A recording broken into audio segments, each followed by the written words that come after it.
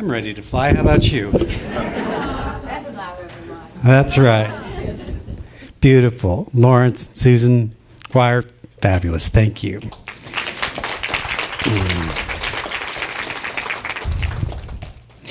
It is. So I took a whole week off. Crazy. Yes. Yeah. So I was. How was Sally, by the way? Did you love her, Reverend Sally? Yeah. Yeah. I was pleased to come back and still have my name on the door because But one little secret: I know she didn't want the job, so that's good. That's good to know. No, it's really wonderful. It's wonderful to introduce you. Sally and I have been prayer partners for a long time, and so we know each other's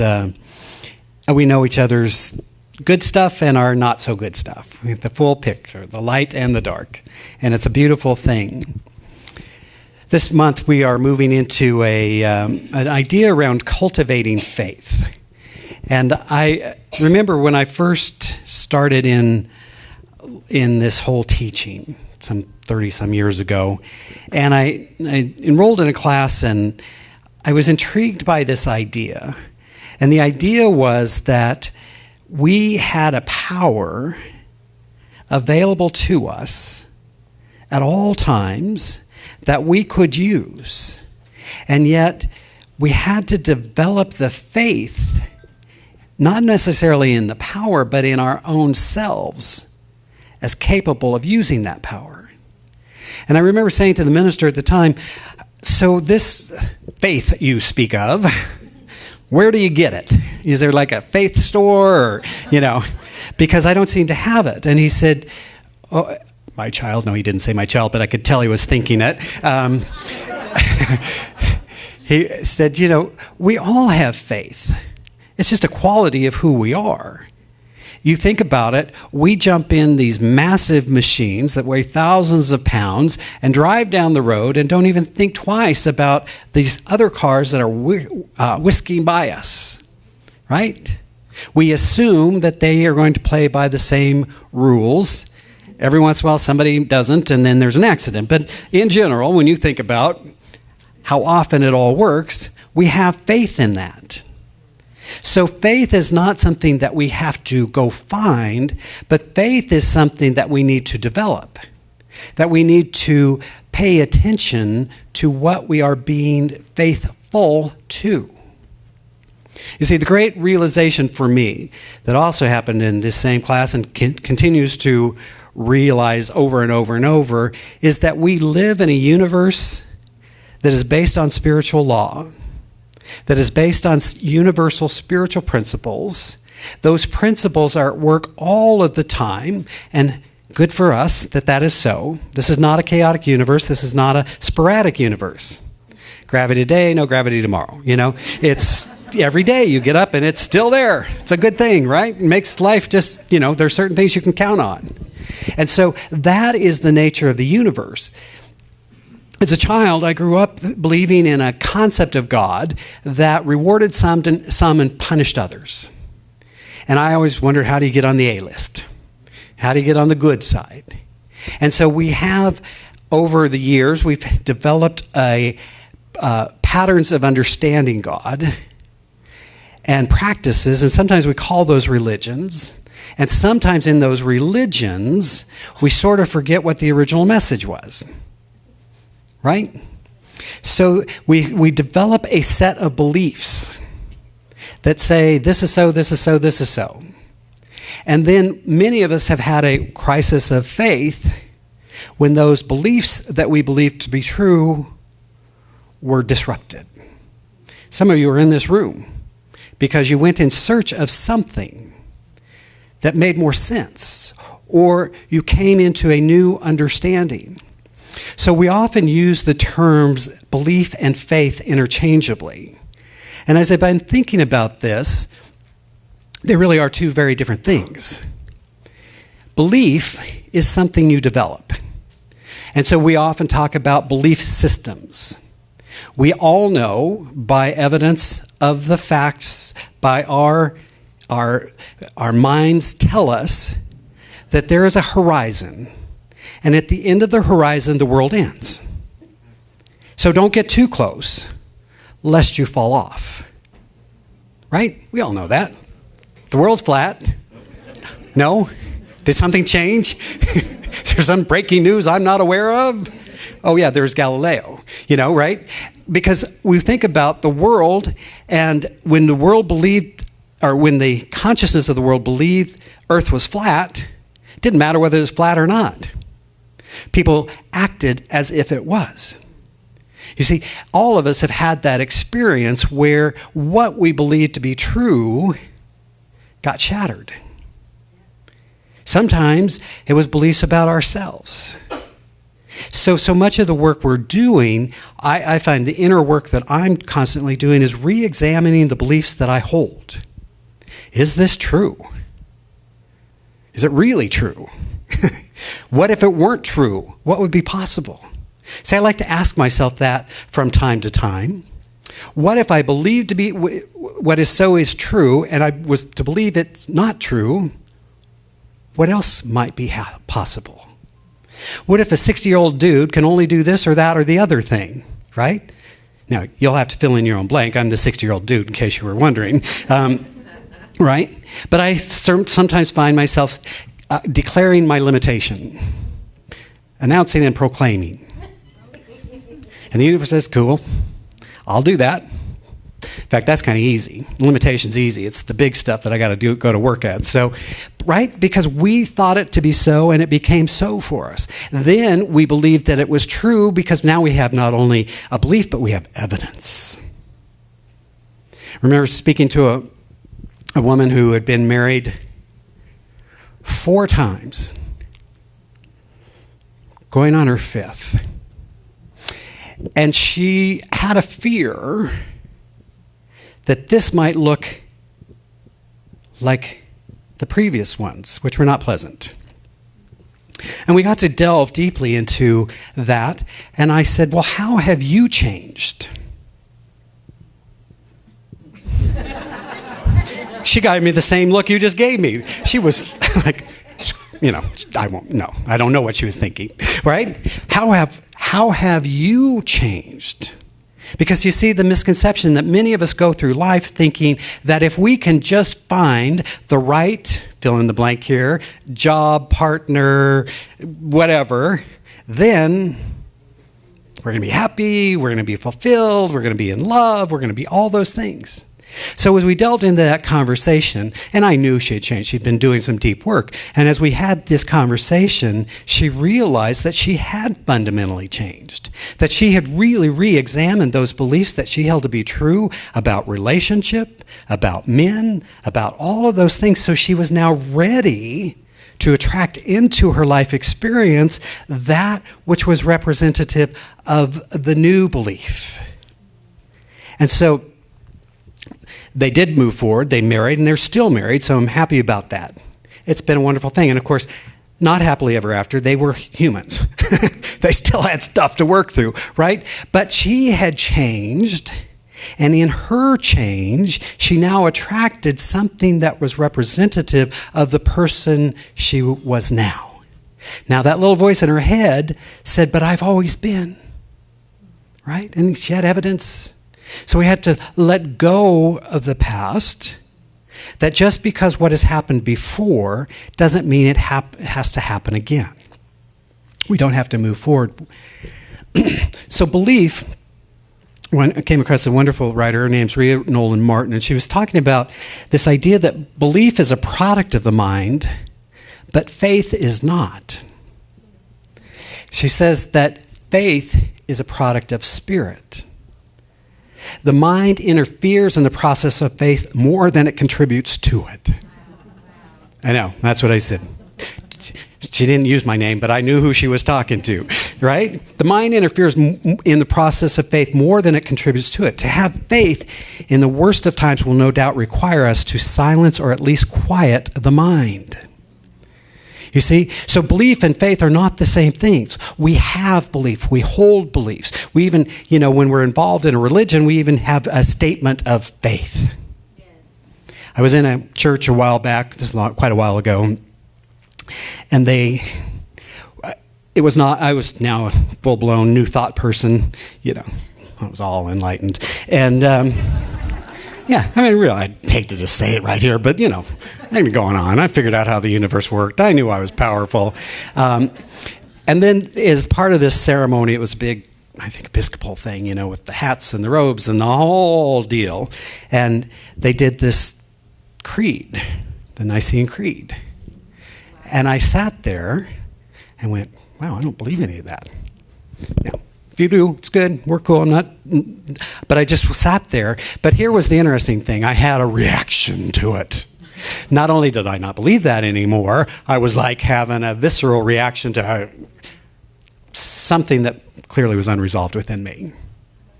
And so I realized I have work to do. Not only have I changed, but I need to make it okay, right? I need to make it okay.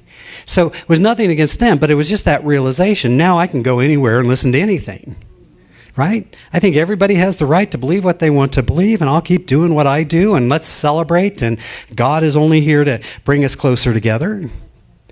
But our statements of faith, our statements of belief, sometimes then become the limitation. So if we want to expand our life, we've got to expand our capacity to believe. And so this draws upon this idea. She goes on to say that faith is what happens when our beliefs run aground.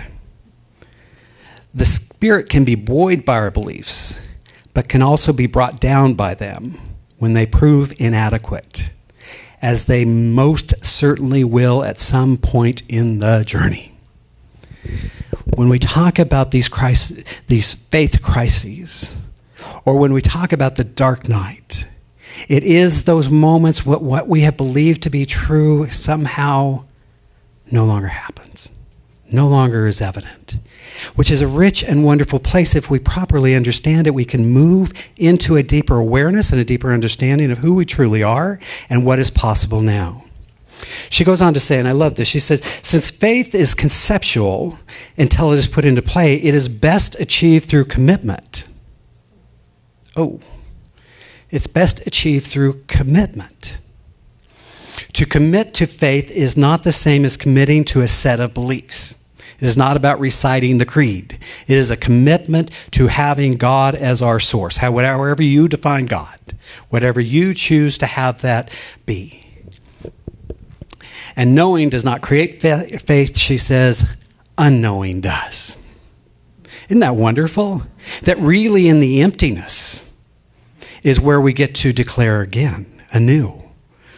You'll often hear me talk about the hero's journey. In fact, at some point before too long, we're going to do some workshops, because what I find is really when we go through that death experience, when we go through the supreme ordeal, as Joseph Campbell calls it, when we go through that life-changing process and we must go through the tunnel, it is only on the other side that we find who we are.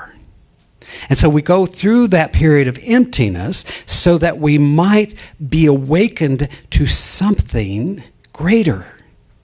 And when we return, as Joseph Campbell says, when we return to the ordinary world, we don't return as the person that left, we return as the master of two worlds.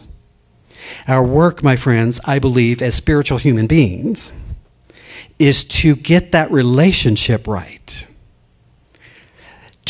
For me, I saw myself as a human being. I saw myself more as a human doing, right? It was all about getting things done, right?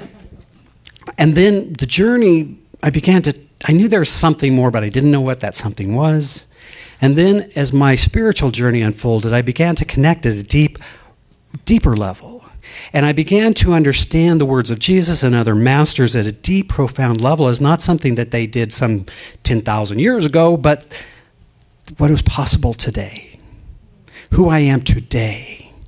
When I look at the master teacher, he speaks to us a lot about faith. That it is our faith that makes us whole. And so I began to understand that I am a spiritual being, housed in human form. And ultimately, when I depart from this human form, I will still be a spiritual being. Right? We know that at some deep intrinsic level, that we are more than these physical bodies, that we are more than the world around us. So getting the relationship right is not that we put away with all human things. I'm not going to do that human stuff anymore, right? Just not going to deal with money anymore because I'm all spiritual, right? Or whatever, right? But recognizing that the spiritual self is creating the way for the human self to experience this existence. And that this immutable law that has always worked and will always work continues to work.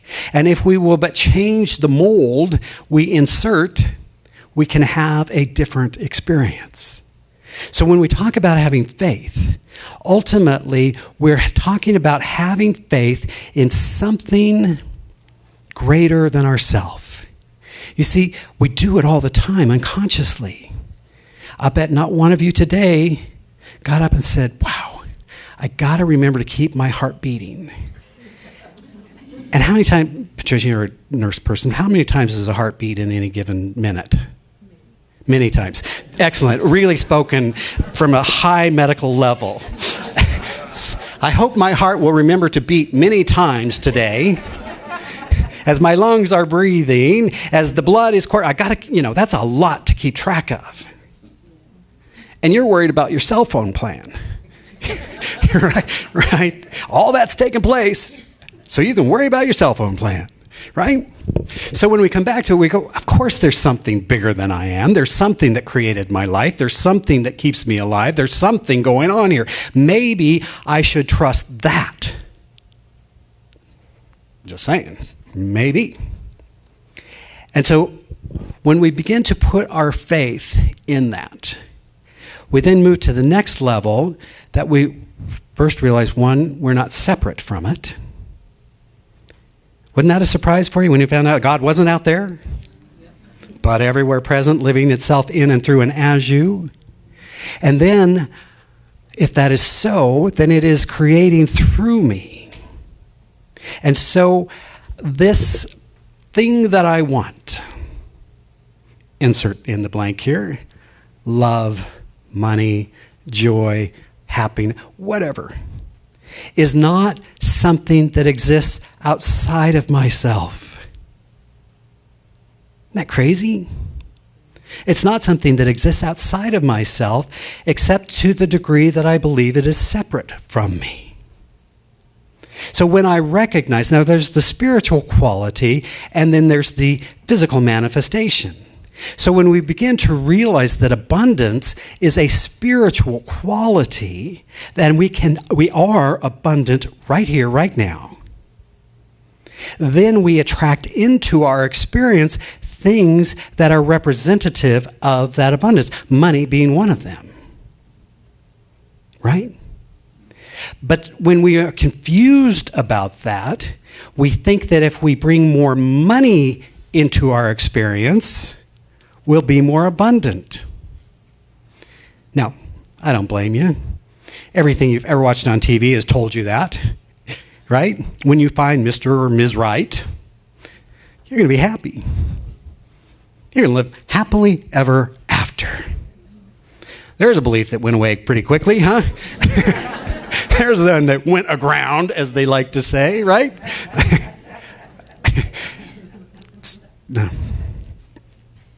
Charles Fillmore, when he's talking to us in his wonderful book on prosperity, the 3rd chapter is all about faith. And he says, and I know he'd say it differently today, so humanity, being like God, must also base his or her creations on faith as the only foundation.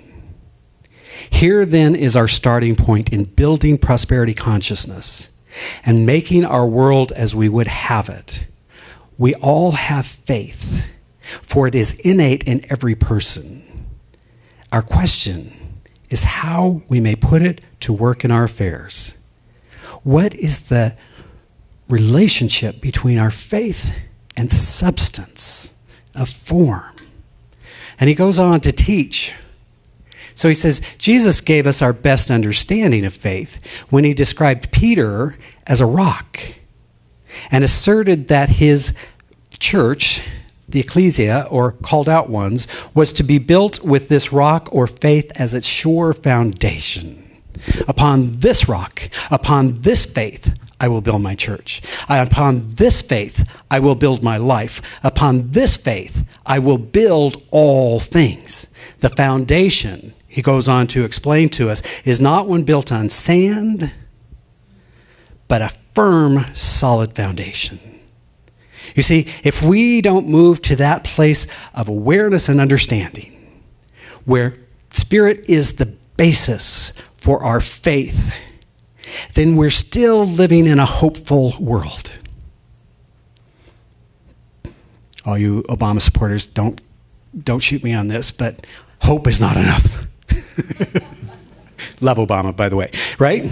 In fact, I heard a great spiritual teacher one time say, give up hope and get on with your life, right? Because sometimes hope is that wishful thinking, right? When knowing is where it's at. Having the faith is where it's at. Because when you have faith in the unseen, you will do things that may even be scary to your little mind. You will move forward. You will take chances. You will take risks. You will move into a new awareness. And one of the ways you know you're moving forward is your friends are going to think you're crazy. If they didn't already, now they're certain. I remember having this conversation with a friend of mine, sweet, sweet gal, good Mormon gal from Utah. And so she's like, okay, you're moving to Charlotte. I said, yes. And she said, you have family there, right? No. I said, you know people, you have friends there, right? I said, I'll make friends. It was just like, it does not compute, right? Now, she's a very faithful woman, but she likes things to be the way they are. She likes that structure. She liked that. But she did understand, as we talked further, that there is something pulling, pushing, drawing, forcing me forward. And to ask for prayer and to get an answer and then to disregard the answer would not make sense to me, right? Now, I do that, just so you know. I often pray to God, God, show me the way. The way is shown. I'm like, no, not that way. No, let me rephrase. Let me re-ask that question. God, show me the easy way. Show me the way where I don't have to change at all and just get my goods, right? That's the way I'm looking for. It's like, sorry, just like as I said to that gal, how have you changed? What have you done to make that which you desire welcome in your life? Right? Some of us do this. I have to use both hands. This is so good. Some of us do this. You check this out.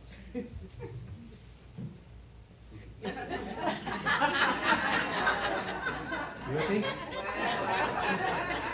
Right? Do you know what to do? And the universe is going, I'm so confused right now.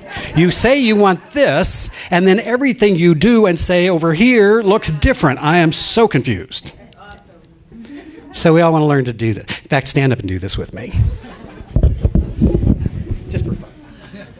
Check it out. Isn't that a good one? Okay. Bring it on, God. Bring it on, God. There you go.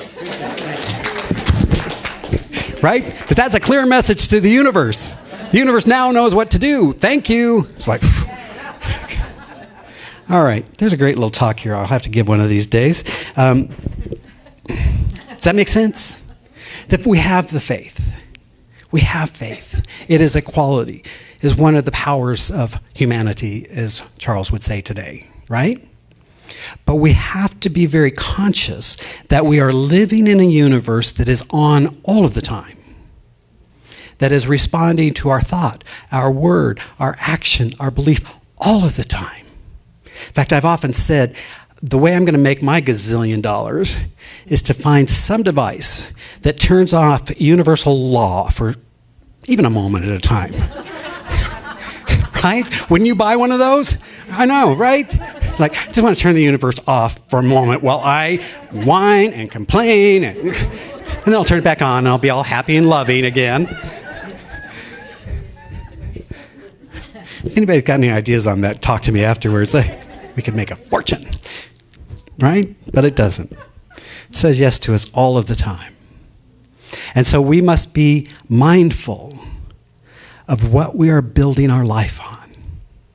Jesus said, on this rock, I will build my life. On the rock of faith, on the rock of believing in this greater life that can handle all things, that is greater than who I am, but is exactly who I am. It is upon this rock that I build my church. It is this rock that I build my life. Join me in prayer as we simply move into that awareness, into that understanding that right here, right now, we are divine beings. There is nothing to achieve, there's nothing to get, there's no place to go, but it is right here, right now, as we open our hearts to the presence of unconditional love, our minds to divine wisdom, and we know that we live, move, and have our very being in this divine presence. And as we do so, we accept our divine inheritance, that all of those spiritual qualities we desire are already ours. Joy, harmony, peace, wisdom, abundance. This is our divine birthright. And so in this moment, we willingly and joyously release, gently and lovingly, we release those limiting beliefs that no longer serve us, those worn out ideas, those mistakes. We forgive ourselves fully and freely in this moment. We accept that the universe is saying yes to us right now, delighting in its self-expression through us and as us. And so we claim for ourselves wholeness. And we know that that wholeness reveals itself as health and well-being and vitality. We claim for ourselves abundance, for we know that we live in an abundant universe. We joyously give and graciously receive of the divine bounty. We know that love indeed is the only reality.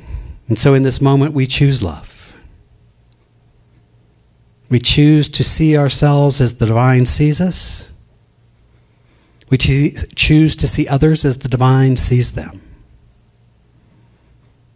How blessed we are to know this truth, to live from this awareness. And so as I'm speaking this realization of our blessedness, I simply bless this spiritual community, this divine idea unfolding. I know all that is necessary for its fulfillment is already provided. I extend that blessing to our brothers and sisters around the planet. For I know that there is but one life, one race, which is the human race. One presence, one power. And so I'm accepting a world that works for all. I'm accepting a planet at peace. And as always, I bless all priests, rabbis, ministers, teachers of all faiths, of all traditions. For I know where two or more are gathered in the sacred I am, life is there, and it is good. So in joy and gratitude, I give thanks this day for all of the blessings, both seen and those yet to be seen. And I give thanks for these immutable laws operating upon the consciousness we've established here to bring forth the highest good for all. It is with joy and with gratitude that I simply give thanks and allow it to be so, as together we say, and so it is. Amen.